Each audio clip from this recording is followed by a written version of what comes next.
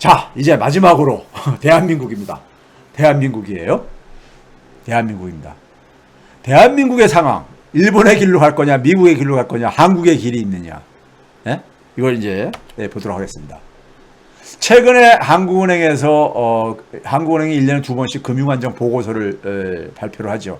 보고를 하죠. 국회에다가요. 자, 우리나라 이 주택 가격이나 임대료 많이 올랐습니다.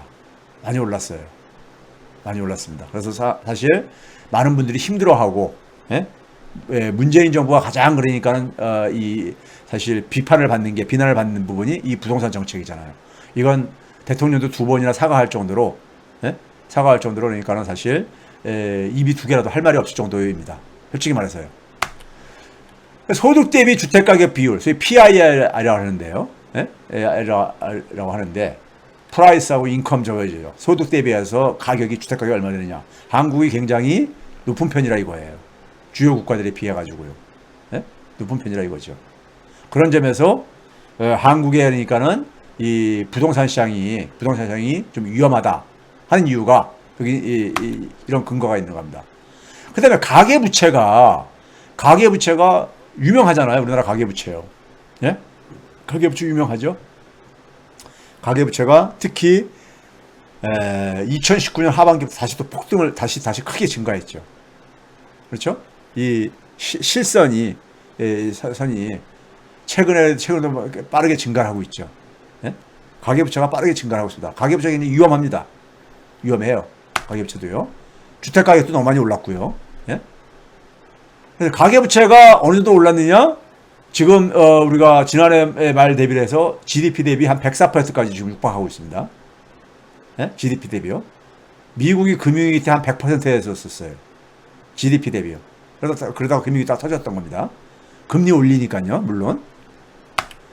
자, 그 다음에 가계 부채 중에서 보게 되면은 자, 주택담보대출도 빠르게 증가하고 있지만 기타 대출도 빠르게 증가하고 있습니다. 이건 물론 지난해 그러니까 코로나 재난이라는 것도 있죠. 기타 대출은 대개 뭐냐면 신용이라든가 마이너스 통장이라든가 뭐 이런 것들입니다.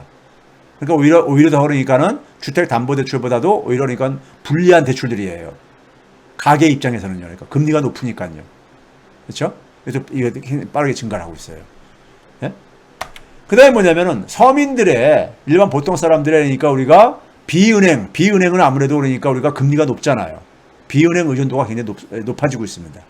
이것도 안 좋은 신호죠. 예? 안 좋은 신호잖아요. 그렇죠? 자영업자 대출. 우리가 뭐 흔히 상식적으로 충분히 짐작할 수 있듯이 굉장히 많이 증가했습니다. 여전히 증가하고 있고요. 그러니까 여기저기에 폭탄들이 있는 겁니다. 부동산도 폭탄, 가계부채도 폭탄. 예? 특히 보통 사람들이 상당히 지금 힘들죠. 자영업자 섞어요. 그렇죠? 특히 뭐냐면 하위 계층들, 1분위, 2분위, 하위 40%까지가 최근에 대출 증가율이 크다 이겁니다. 취약계층들이요. 예? 그런 점에서도 굉장히 불안한 거죠. 자, 그런데 거기다가 뭐냐면 금리를 보게 되면요. 아까 미국 금리하고 우회가 미국 금리고요. 우리가 되게 채권시장의 장기 금리는 국제 채권시장에서 결정되기 때문에 되게 동조화 현상이 있습니다. 동조화 현상이요. 단기 금리는 여전히 아직까지도 그러니까는 각 국가의 통화 정책에 이렇게 영향을 많이 받습니다. 자, 이게 또 보게 되면은 한국은 최근에 이게 뭐냐면은 1년짜리 만기 1년짜리 금리인데 최근에 계속 올라가고 있죠. 계속 올라가고 있어요. 미국은 아까 그러니까 올라가다가 오히려 하락세로 바뀌었다 그랬잖아요. 미국은요. 그렇죠? 위에 그림 보게 되면 최근에 하락세로 바뀌고 있는데 한국은 계속 올라가고 있는 추세를 보여주고 있잖아요. 그렇죠? 이건 단기 금리가 다 그렇습니다. 3년짜리도 보게 되면 한국은 올라가고 있는데 미국은 멈췄잖아요. 3년짜리 금리도요. 그렇죠? 5년짜리도 미국은 멈췄는데 예? 한국은 5년짜리도 뭐 지금 멈춰가고 있지만은 여전히 그래도 어쨌든 간에 가고 있죠. 지금 장기적으로는 한국 금리도 그러니까 장기적으로는 금리를 올리지 못할 거라는 신호를 보여주고 있는 겁니다. 5년 이상 단기 금리는 단기적으로는 좀 올라가더라도 예? 그래서 보게 되면은 장기 금리는 거의 그러니까 미국과 거의 비슷하게 움직이고 있잖아요. 움직이고 있어요. 그렇죠? 그 다음에 환율 봐보세요. 환율 최근에 많이 올랐다 그러죠. 1130원대까지 이렇게 갔으니까요. 예? 그런데 여전히 지난해 그러니까 우리가 코로나 재난 터지기 전에 수준에 아직도 미달해요. 그때가 얼마였냐면 1156원 정도 됐었습니다. 예? 1156원 정도예요. 그러니까 원화 가치가 그러니까 크게 지금 하락해가지고, 예? 지금 외환 시장이 달러 가치가 지금 그러니까 빠르게 상승하고 있다 그러지만은 여전히 아직 그러니까는 코로나 재난 이전보다 낮은 상태다 이겁니다. 낮은 상태예요. 그러니까 외환 시장도 그렇게 불안한 상태가 아니라 이겁니다. 지난 5년간 환율 추이를 보게 되면은 평균 수준 정도에서 지금 평균보다 조금 낮은 수준에서 지금 그러니까 가고 있다는 얘기인 거고요. 근데 이제 우리 문제는 뭐냐면 대출은 엄청나게 지금 위험한 상황입니다. 아까 GDP 대비 대출이 장기 평균선에 비해서 얼마나 올라갔냐 우리가 얘기했잖아요. 미국 같은 경우 미국은 굉장히 아직까지 낮은 수준이었습니다. 금융위기 때에 비해서. 근데 우리는 역사상 지금 가장 높은 때입니다. 즉 돈이 굉장히 많이 대출된 거예요. 돈이 굉장히 많이 대출된 겁니다. 돈이 많이 대출된 거예요. 일단 상황을 제가 쭉 얘기합니다. 그럼 우리가 예상되는 대내의 충격을 한번 봐보세요. 자, 금리가 인상이 되게 되면은 가계부채나 부동산 시장에 그러니까 분명히 부정적인 충격 요인이 됩니다. 그런데 문제는 뭐냐면은 어느 정도 금리 인상이 가능하냐 이거예요. 어느 정도 금리 인상이 가능하냐 이거예요. 최근에 보게 되면요. 자료가 뒤에 있는가 보네. 최근에 이주열 총재 섰고 금리 인상 가능성을 연내 그러니까는 얘기를 했잖아요. 근데 올리더라도 어느 정도로 올릴 것 같습니까? 지금 0.5%란 말이에요. 기준금리가. 근데 올리더라도 한 두 차례 올리게 되면 0.25%씩 두 차례 올리더라도 최대 올릴 수 있는 게 그 정도 이상은 올리기 쉽지 않잖아요. 올해는 아마 0.25% 한 번 정도로 이렇게 특별한 일이 없는 한은 올려도 0.25% 한 번 정도 올리겠죠. 네? 한 번 정도요. 내년에 또 한 0.2% 올린다든가 이렇게 해가지고. 그래봤자 뭡니까? 1%로 가는 겁니다. 기준금리가. 두 차례 정도 올려도요. 네? 그렇죠? 0.5% 올리게 되면요. 그렇죠? 그러면은 한번 생각을 해보세요. 거의 1%라는 것은 코로나 재난 이전 수준인 거예요. 코로나 재난 이전 수준에 1%였잖아요. 역사상 가장 초저금리였잖아요. 그럼 0.5에서 1% 올리게 되면요. 1억 대출 받은 사람한테는 어느 정도 이자 부담이 증가하는 겁니까? 1년에 50만 원 정도 증가하는 거고요. 한 달로 따지게 되면 한 4만 원꼴 이자가 증가하는 겁니다. 이 정도 가지고 부동산 시장의 충격을 얼마나 미치겠느냐. 객관적으로 생각해 보자고요. 예? 예를 들어서 지금 0.5%에 있던 것을 제가 생각할 때 한 2.5%, 예? 뭐 그 정도 이상으로 올린다. 그래서 한 2% 정도 올린다 하게 되면은 상당히 저는 어느 정도 충격이 될 거라고 생각해요. 그런데 2.5%까지 올린다는 얘기는 한 8번을 올린다는 얘기예요. 그럴 가능성이 있느냐? 그럴 가능성이 있냐 이거예요. 우리나라만 그렇게 혼자서 올릴 가능성이 있냐 이거예요. 미국 연준이 그러니까 빠르게 인상을 지금 못한다는 객관적인 상황을 봤단 말이에요. 일본도 금리 인상할 가능성은 거의 없고요. 그렇죠? 그럼 우리만은 그러니까 금리를 계속 혼자서 올릴 수 있느냐? 거의 없다 이거죠. 그 다음에 두 번째는 뭐냐면은 해외 충격이죠. 해외 충격이라는 건 예를 들어서 미국의 주식시장이 붕괴가 돼가지고 가격 조정이 크게 일어나가지고 자금들이 그래가지고 이동이 생길 수가 있죠. 이동이 생길 수가 있어요. 주식시장에 그러니까 우리가 커다란 조정이 지금 굉장히 많이 올라갔으니까 조정이 생길 가능성은 가지만은 최근에 되게 미국 주식시장이 주가가 오른 거는요. 유동성 공급. 돈을 많이 공급해서 올라간 건데 돈을 많이 회수하기 전에 이것도 그러니까는 급락할 가능성. 그동안에 미국 주식시장의 전문가들이 가격 조정은 불가피하다. 조만간에 가격 큰 폭의 조정이 온다 이런 얘기 했잖아요. 저도 장기적으로는 가격 조정이 불가피하다고 봐요. 그런데 단기적으로 그럴 만한 요인이 특별한 어떤 충격이 요인이 쇼크가 오기 전에는 예? 그런 모멘텀이 만들어질 조건이 지금 그러니까 보이느냐 이겁니다. 금리가 그러니까 빠르게 올라갈 가능성이 있는데 이게 빠르게 오를 가능성이 저는 안 보인다 이겁니다. 뭐 개도국에서 그러니까 외환위기가 터진다든가 그래가지고 안전자산으로 뭐 이런 일들이 그러니까 예? 생기냐? 그것도 제가 볼 때는 물론 개도국에서 일어나더라도 개도국의 어떤 나라에서 일어나냐가 이제 그런 것이 그러는데 뭐 이런 요인들이 해외 충격일 텐데요. 해외 충격일 텐데 적어도 올해 안에 그러니까 커다란 무슨 충격이 지금 이렇게 금리 인상이라든가 주식시장에 그러니까 큰 폭의 가격 조정 이런 거 좀 별로 안 보이는 거예요. 그럼 우리나라에 미치는 영향도 그만큼 그러니까 제한적일 수밖에 없다는 얘기죠. 제한적일 수밖에 없다는 얘기예요. 그러면 우리나라 부동산 시장이 그러니까 그만큼 억제 요인이 적은데 최근에 금융당국은 경고를 보내고 있어요. 금융당국은 경고를 보내고 있죠. 제가 뒤에다가 배치한 건데 잠깐 좀 옮겨서 볼게요. 금융당국이 그 이주열 하는 총재가 우회 거는 조선일보 6월 24일자인데 연내 금리 인상을 못 박았다. 그러면서 이주열 총재가 2번을 설사 올려도 긴축이 아니다. 왜 그러냐면은 1%니까요. 예? 그럼 아까 제가 얘기했듯이 2번 올릴 가능성도 적지만은 2번 올려도 여전히 초저금리라 이겁니다. 예? 0.5% 올라가 봤자 1억 빌린 거에 대해서 한 50만 원 이자, 1년에 연 50만 원 이자 정도 비용이 증가하는 거라 이겁니다. 그리고 은성수 금융위원장이 최근에 아니라 어저께 얘기를 한 거죠. 뭐냐면 민간에서 자체적으로 테이퍼링이 뭡니까? 테이퍼링이라는 것은 그러니까 우리가 그 미국에서 연준이 돈 찍어내는 규모를 줄이는 거죠. 돈 발행하는 규모를 줄이는 거죠. 예? 그러니까 돈 공급을 그러니까는 좀 줄여가는 거죠. 예? 돈 공급을 아예 없애는 게 아니라 마이너스 하는 게 아니라 줄여가는 거죠. 테이퍼링 필요하다 하면서 가계빚을 경고했다 이런 얘기하는 거예요. 자, 이런 경고가요. 저는 처음이 아니라고 봅니다. 자, 과거에 이게 언제일 거냐면 중앙일보 2015년 12월 달 박근혜 때 기사입니다. 2015년 12월이요. 그 당시 이주열 총재가 뭐랬냐면 가계부채 대책 조속히 실시돼야 된다. 이런 얘기했어요. 가계부채 위험하다고 하면서요. 근데 가계부채가 터졌습니까? 그 이후에? 예? 자, 그러면 우리가 다시 앞으로 돌아와 볼게요. 자, 그러면 우리가 지금 최근에 금융당국이 경고를 보내고 있어요. 예? 경고를 부동산 시장 지금 위험하다. 가계부채 위험하다. 경고를 보내고 있단 말이에요. 자, 이 경고를 가지고 주택시장의 심리를 그러니까는 좀 반전시키고 싶은 게 아닌가 저는 생각이 들어요. 왜 반전시키고 싶으냐? 주택시장이 지금 여전히 그러니까는 부동산 시장이 진정되지 않고 있잖아요. 올해 상반기에 지난해보다 가격이 더 올라갔다는 이런 기사나 나오고 앉아있고. 그렇죠?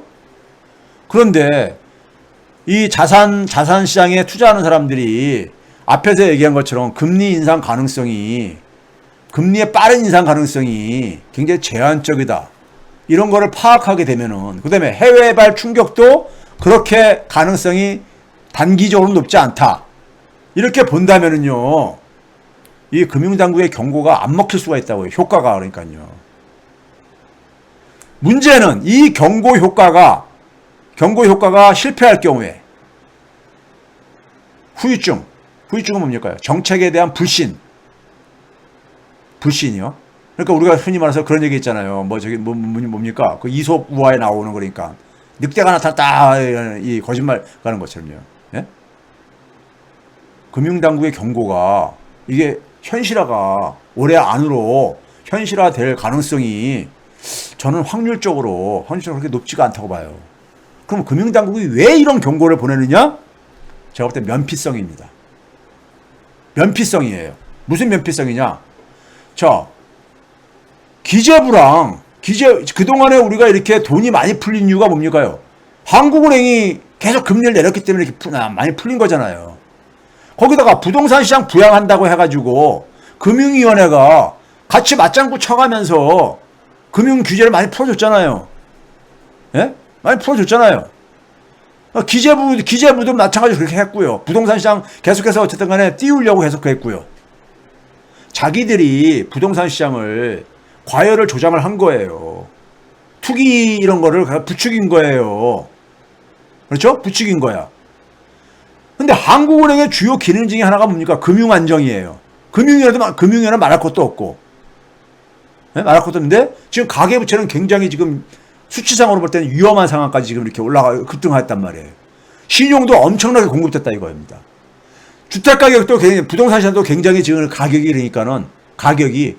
그러니까는 적어도 너무 많이 올라갔다 이거예요. 네? 그러니까 이게 이것 때문에 그러니까는 이게 근데 지금 안 싣고 앉아 있잖아요. 왜 안 싣고 있습니까? 민주당도 그러니까 부자 감세하고 앉아 있고 시장에다가 그러니까 잘못된 신호를 계속 보내고 앉아 있잖아요. 예? 부동산 시장을 그러니까 잡을 생각들이 별로 없잖아요.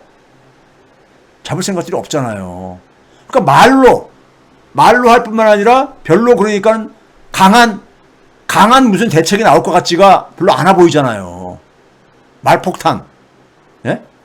그러면은 시장에서 어떻게 대응하겠냐고요. 예? 문제는요. 그래가지고 한국은행에서 이런 얘기를 해요. 이거 과거부터 이거 나왔던 얘기예요.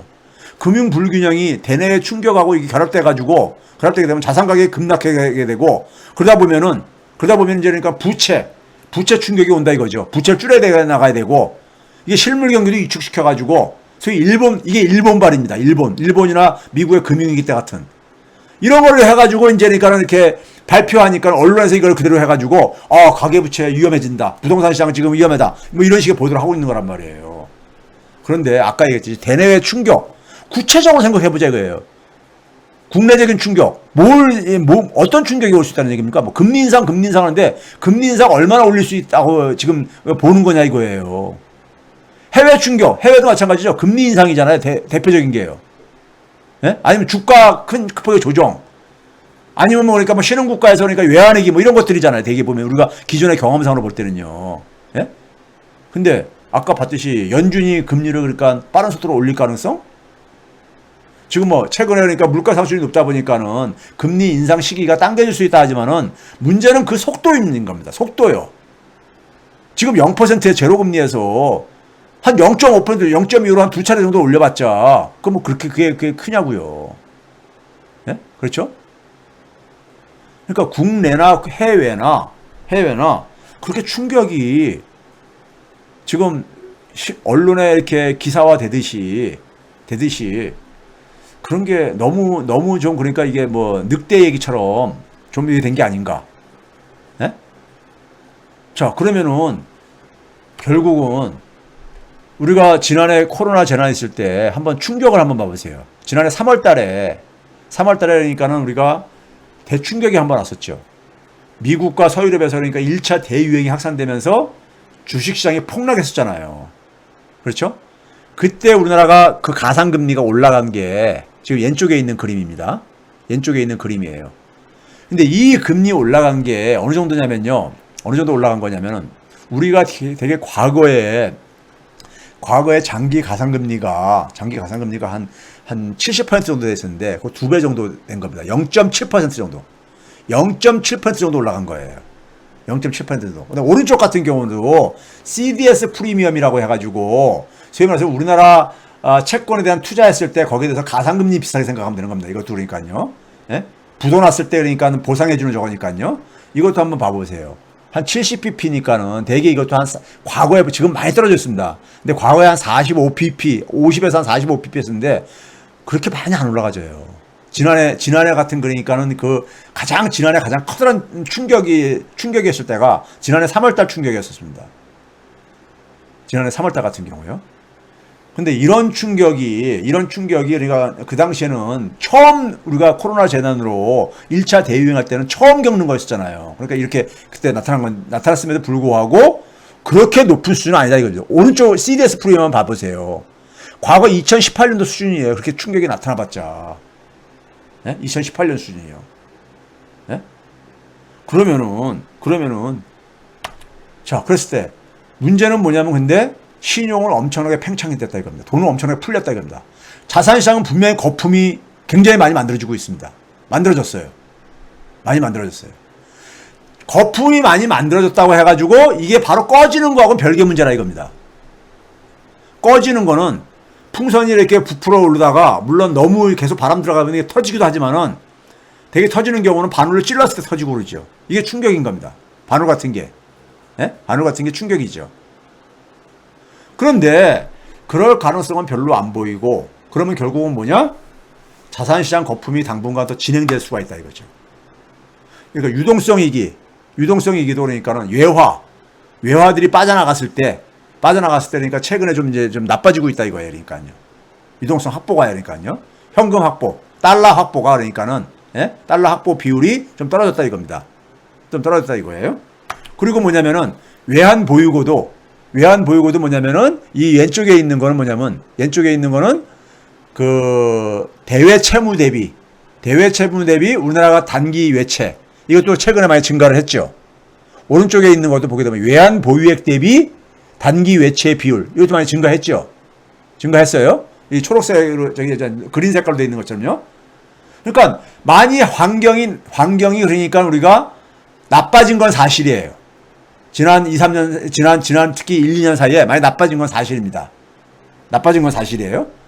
나빠진 건 사실인데 문제는 그렇다고 해가지고 그게 반드시 그러니까 우리가 어떤 하나의 거품이 꺼지고 무슨 외환위기가 터지고 이런 거가 일어날 현실적인 가능성은 그렇게 솔직히 높아 보이지 않는다 이거예요.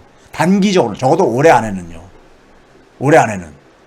그러면은 근데 정부가 그러면 예를 들어서 부동산 시장이 그렇게 되면 부동산 가격을 좀 이걸 연착륙 시키도록 노력을 해야 되잖아요.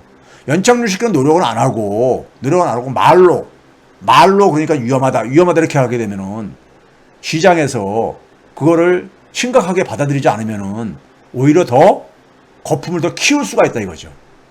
저는 그래서 개인적으로 볼 때는요.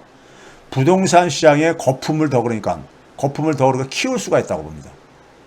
현재 상황은 자산 시장에 부동산 시장에 대해서 잘못된 신호를 계속 주고 있다 이겁니다. 잘못된 신호를요. 기재부하고 한국은행하고 금융위원회가 지난 몇 년 동안에 계속 잘못된 신호와 잘못된 정책을 운영해 왔어요. 그 결과로 이렇게 거품을 만든 겁니다. 거품을 만든 거예요. 예? 근데 거품이 만들었다고 해서 반드시 지금 당장 꺼질 단계냐? 그런 조건은 별로 안 보인다 이거예요. 당장은요. 예? 안 보인다 이거예요. 그러면 안 보이면은 어떻게 되겠습니까? 정책 불신이 여기에 더해졌을 때 거품이 더 조성될 가능성이 있는 거죠. 정책이 더 가능성이 있는 거죠. 저는 뭐냐면 거품이 눈덩이처럼 커져갈 수 있다. 더 커져갈 수 있다. 지금도 큰데 더 커져갈 수가 있다 이겁니다. 예? 그러면 이게 커지면 커질수록 나중에 이게 언젠가 터졌을 때 그 후유증은요. 그 커진 거 거품의 크기와 비례해서 오래 갑니다. 충격도 클 수밖에 없어요. 그러면은 적어도 어느 정권에선가는 다음 정권이든 어느 정권에선가는 이 가계부채의 수술은 불가피합니다. 가계부채 수술은 불가피해. 지금 GDP 대비 100%가 넘었다. 104%까지 지금 육박하고 있단 말이에요. 예? 수술은 불가피해요. 수술은 불가피하죠? 거기다가 문재인 정부에서도 그렇기 때문에 가계부채가 이게 그러니까는 이 관리가 불가피하다고 해가지고 부동산에서 불러서도 허용하지 않겠다. 장기 공공임대주택 공급하겠다. 그걸 통해서 가계부채 총량관리제를 도입하겠다 그랬었어요. 소위 처분 가능성 대비 한 150% 인상 관리하겠다 그랬었어요. 실패했잖아. 왜 실패했느냐? 부동산 정책이 실패했기 때문에. 모피아들이 기술이 들어갔다 그랬잖아요. 예? 장기 공공임대주택 공급을 안 하고 예? 민간 임대사 활성화를 하면서 예? 투기적인 수요를 더 그러니까 한쪽에서 부채질했잖아요. 금융위원회는 거기서 뒤에서 또 지원을 해주고 예? 규제 지역에서도 그러니까 민간 임대사업자들이 대출받을 수 있게 지원을 해주고 그 부동산 정책의 실패 결과가 바로 뭐냐? 가계부채가 관리 실패한 거잖아요. 예? 가계부채가 폭등한 거잖아요. 이게 지금 문재인 정부가 다음 정부한테 물려주는 아주 그냥 굉장히 부담되는 유산인 겁니다. 예? 유산인 거예요. 이게 바로 모피아한테 놀아나는 결과인 거예요. 근데 지금도 여전히 모피아들은 말장난들 하고 앉아 있는 거예요. 말장난들. 부동산 가격이 지금 부동산 시장이 너무 위험 상태로 가고 있다. 위험하면은 거기에 대해서 무슨 조치가 나와야 될 게 아닙니까? 예? 자기들이 위험하게 만들면서 그렇죠? 그렇다고 해서 부동산 시장을 정상화할 의지도 없잖아요. 가계부채 관리는 부동산 시장을 정상화를 해야만 이건 되는 문제입니다. 부동산 시장 정상화라는 건 뭐예요? 가격 조정이 불가피한 겁니다. 가격 조정은 불가피하게 일어날 수밖에 없어요. 왜? 다음 정권에서 투기적인 수요 억제를 해야 될 거 아닙니까? 예? 제대로 문재인 정부가 못한 투기적 수요 억제와 동시에 공공주거를 강화하는 거. 예? 이거 이재명 지사나 추미애 전 장관이 집권하면은 이거 반드시 할 거라고요. 제가 볼 때는요. 그럼 가격 조정 불가피하게 생깁니다. 또 가격 조정을 해야지만 부동산 시장이 정상화되집니다. 예? 그래야 가계부채 관리가 되는 거고요. 좋든 싫든 간에요. 근데 지금 현 정부에서 지금 모피아들은 더 거품을 지금 키우고 있다 이겁니다. 거품을 눈덩이처럼 예? 키우고 있다 이거예요. 그럼 무엇을 준비해야 되는가? 무엇을 준비해야 되는가? 자, 이게 만약에 우리가 이래서 자산시장이 만약에 우리가 이렇게 조정이 생길 때니까는 외국인들이 떠날 때 그 충격을 최소화시키려면은 방어 능력이 있어야 되는 거죠. 방어 능력이요. GDP 대비 외환 보유액이요. 24%에서 27% 증가했지만은 단기 외채 비중은 오히려 더 올라갔어요. 굉장히 많이 올라갔죠. 예? 30%도 안 됐던 게 36%까지요. 그럼 이걸 어떻게 해야 되느냐? 외환 보유액을 늘리면은 분모를 늘리면 이 비율 떨어지는 거잖아요. 예? 한국은행 제가 과거에 그랬죠. 화폐 주권을 얘기하면서 외환 보유액 늘려야 된다. 대만이나 싱가포르나 이런 나라도 좀 늘려야 된다. 적어도 GDP 대비 외환 보유액을 한 50%, 최소 50%. 대만이나 싱가포르는 70에서 90%막 80, 90% 이렇게 하고 있잖아요. 예? 결국은 어떤 하나의 대외적인 충격이 왔을 때 빠져나가는 해외 자본들을 막을 수 있는 것은요, 외환 보유액입니다. 외환 보유액이에요. 그리고 금융회사들 아까 외화 유동성이 비율이 떨어진다 했잖아요. 이거 확보를 하라고 더 강요를 해야죠. 예? 돈놀이만 하게 하지 말고요. 예? 외화 차입에다가 돈놀이 하니까 지금 떨어지고 앉아있는 거예요. 예? 여기다 강화해야죠. 이런 조치는 안 나오고 그냥 경고만 예? 이렇게 하면 뭐예요? 경고만. 그리고 부동산 시장을 그 다음에 정상화시키는 과정 속에서 부동산 시장이 이게 경착륙이 안 되게 하는 것은 제가 과거에 많이 얘기했죠. 한국판 양적 완화 카드. 이거를 우리 사회가 얼마나 지지를 해주느냐에 따라서 이런 달려있는 것인데, 예? 달려있는 것이죠. 한국판 양적 완화. 예? 즉, 부동산 시장에 그러니까 우리가 경착륙은 경제 전체적으로 바람직하지 않기 때문에 물론 그러니까 그동안에 부동산 매입 안 하고 무주택자로 사시는 분들한테는 가격 떨어지는 걸 왜 막아야 되느냐 이렇게 이제 얘기하시는 분들도 있기 때문에요. 예? 얘기하시는 분들도 있잖아요. 근데 그게 그 얘기하시는 분의 일자리도 없앨 수가 있습니다. 일자리도요. 부동산 시장이 지나치게 경착륙을 하게 되면요. 소위 말해서 부채 디플레이션까지 생기고 일본의 잃어버린 30년처럼 그런 게 생길 수가 있어요. 그럼 일자리도 많이 없어지는 거죠. 경기가 침체하면요. 그렇죠? 근데 이거는 사회적인 수용성이 얼마나 그리고 어느 정도에서 우리가 개입을 해야 되느냐. 근데 가계를 가능한 한 선량한 가계들은 보통 가구들은 구제하는 방향이 금융회사 구제보다는 가계 구제하는 방향이 한국판 양적 완화의 핵심 내용이니까요. 이거를 그러니까는 우리가 이런 것에 대해서 현재의 금융당국이나 기재부가 전혀 없어요. 생각이요. 생각 없이 어떻게 하느냐? 이 사람들은 그냥 뭐냐면은 계속 눈덩이처럼 키우는 거예요. 그리고 말로 아무 의미 없는 말로 지금 위험하다. 가계부채 위험하다. 부동산 시장이 위험하다. 위험한 것은 대책이 나와야 될 게 아닙니까? 예? 그동안 자기들이 다 그러니까는 이 거품을 키워놓고서는 꼭 남 얘기하듯이 위험하다 이런 얘기를 하고 앉았어요. 지네들이 지금 가계부채 이렇게 키워놨잖아요. 정부가 돈을 안 쓰면서요. 그러고 나서 이제 와서 위험하다. 근데 그게 올해 연말까지 그 위험한 상태가 안 터져보세요. 그럼 시장에서 어떻게 하겠습니까? 제가 거짓말했네. 신뢰만 잃어요. 잃어버리죠. 그렇죠? 올해 한 6개월 동안 올 연말까지 부동산 시장이 큰 폭의 가격 조정이 없이 계속 만약에 더군다나 오른다고 생각해보세요. 오르게 되면 어떻게 될 겁니까? 저거 또 거짓말했네. 이런 불신만 갈 게 아닙니까? 예? 오르지 않게 무슨 대책이 나와야 될 게 아닙니까?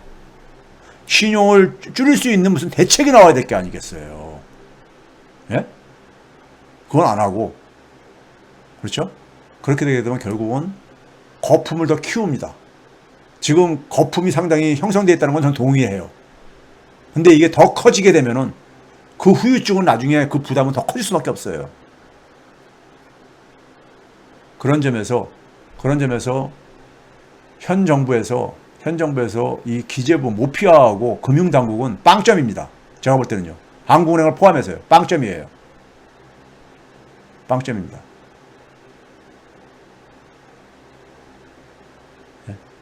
주로 금리를 바닥까지 내리고 돈을 그렇게 공급을 해도 그 돈들 다 보통 사람들이 만져보기나 했냐고요, 제대로요. 지난해 300조 이상 그러니까 돈을 시중에 통화량이 풀렸어요. 근데 300조면 우리나라 1인당 600만 원입니다. 개인당. 거의 600만 원 꼴이에요. 5천만 명이니까요. 2019년보다 그만큼 더 이 본인이 그런 통화에 대한 접근을 경험을 했냐고요. 보통 사람들이요. 한국은행이니까 이건 책임인 거고요. 예? 기업에 지원하는 건 굉장히 가면서 기재부랑 똑같아요. 예? 또 금융위원회도 뭘 했습니까? 계속해서 예? 문재인 정부 초기부터 그러니까는 민간 임대사업 오히려 투기하라고 지원을 해주는 이런 정책을 쓰고 그렇죠? 그런 점에서 이 결과가 바로 뭐냐면은 부동산 시장을 지금 위험하게 만든 거고 이 결과가 가계부채가 이렇게 폭발하게 만든 거예요. 기재부는 뭐냐면은 국가 재정 안정 타령하면서 가계부채 폭증하는 걸 그냥 방치한 거고요. 그렇죠? 그래서 뭘 했습니까? 기재부가 한 게 뭐가 있어요? 예? 가계부채 줄이기 위해서 한 게 뭐가 있냐고요, 기재부가요. 그렇죠? 한국은행이 한 게 뭐가 있냐고요. 예? 가계부채 줄이기 위해서요. 문재인 대통령은 가계부채 총량 관리제라는 것을 150%를 관리하겠다는데 그게 그냥 그러니까 2017년에 그냥 무너져 버렸잖아요. 그냥. 1년도 안 됐어요. 무너져 버리고. 예? 그럼 그거에 대해서 했던 책임자들이 책임을 져야죠.